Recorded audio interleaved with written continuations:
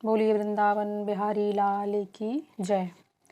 तीसरा अध्याय, पानी की उत्पत्ति कैसी हुई। सत्यभामा बोली, आप सभी काल में व्यापक और सभी काल आपके सामने समान हैं। फिर भी कार्तिक मास में ही सब मासों में श्रेष्ठ क्यों है?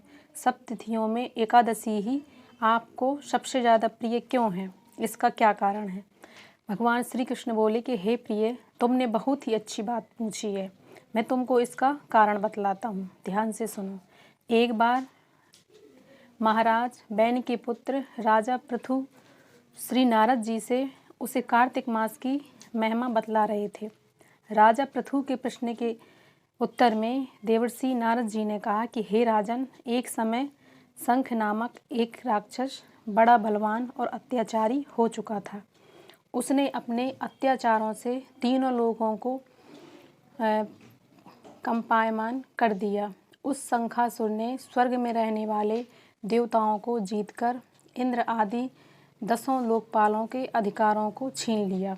उससे डरकर सभी देवता सुमेर पर्वत की गुफाओं में कुटुंबियों के साथ बहुत दिनों तक छिपे रहे।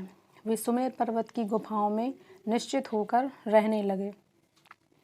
उधर जब शंख को पता चला कि देवता आनंद से सुमेर पर्वत पर रहने लगे हैं, तो उन्होंने सोचा कि ऐसी कोई दिव्य शक्ति जरूर है जिसके कारण उसका अधिकार छिन जाने पर भी देवता बलवान होते जा रहे हैं। यह सोचते सोचते वह इस परिणाम पर पहुंचा कि वह सब वेद मंत्रों के बल से ही भगवान हो गए हैं। अगर इनसे वेद छीन लिए जाएं तो वह अपने आप निर्बल हो जाएंगे। देवर्षि नारद जी बोले कि ऐसा सोचकर असुर शंख ने भगवान विष्णु को सोते हुए देखकर सत्यलोक में वेद चुराने के लिए पहुंचा। उनको आता हुआ देखकर विष्णु ने उनकी नीयत जानकर उसके डर के मारे बीज मंत्रों के साथ मनुष्य के जल में छिप गए, समुद्र के जल में छिप गए। समुद्र भी वेद मंत्रों तथा बीज मंत्रों को ढूंढता हुआ समुद्र में प्रविष्ट हो गया, लेकिन ना हो तो उनको वेद मंत्र नहीं मिले और ना ही बीज मंत्र ही मिले। जब शंख समुद्र से निराश होकर वापस लौटा तो उस समय श्री ब्रह्मा जी पूजा की सामग्री लेकर सब देवताओं के साथ भगवान विष्णु की शरण में पहुँचे और भगवान को गहरी नींद से जगाने के लिए गाने बजाने लगे और धूप गंध आदि से बार बार उनका पूजन करने लगे। धूप दीप नैवेद्य आदि अर्पण करने पर भगवान की निंदा भंग हुई और देवताओं सहित श्री ब्रह्मा जी को अपनी पूजा करते देखकर बहुत प्रसन्न हुए और कहने लगे, मैं आप लोगों के इस कीर्तन और मंगलाचरण से अति प्रसन्न हूँ।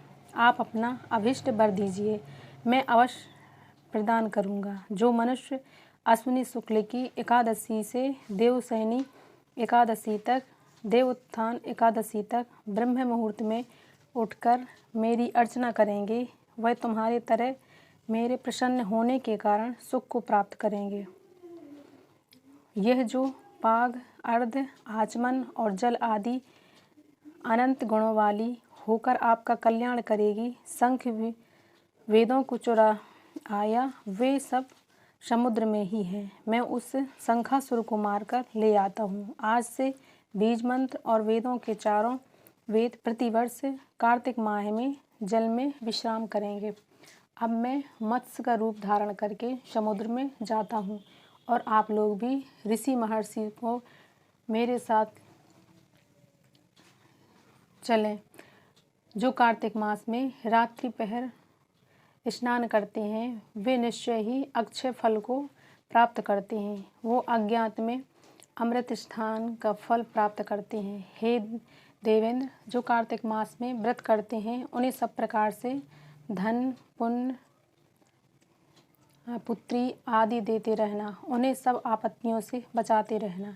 हे धनपति कुबेर, मेरी आज्ञा अनुसार तुम उनका धन धान बढ़ाते रहना, क्योंकि इस प्रकार का आचरण करने वाले प्राणी मेरा रूप धारण करके जीवन मुक्त हो जाते हैं। जन्म से लेकर मृत्यु तक जिसने विधि पूर्वक यह उत्तम व्रत कर लिया है वह आप लोगों का भी पूजनीय है।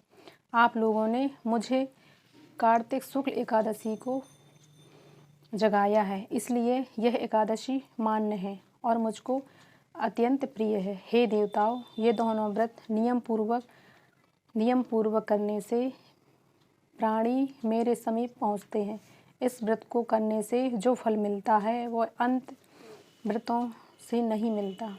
इसलिए हर मनुष्य को सुखी और निरोग रहने के लिए कार्तिक महात्म्य और एकादशी कथा सुनते हुए उपयुक्त नियमों का पालन करना चाहिए।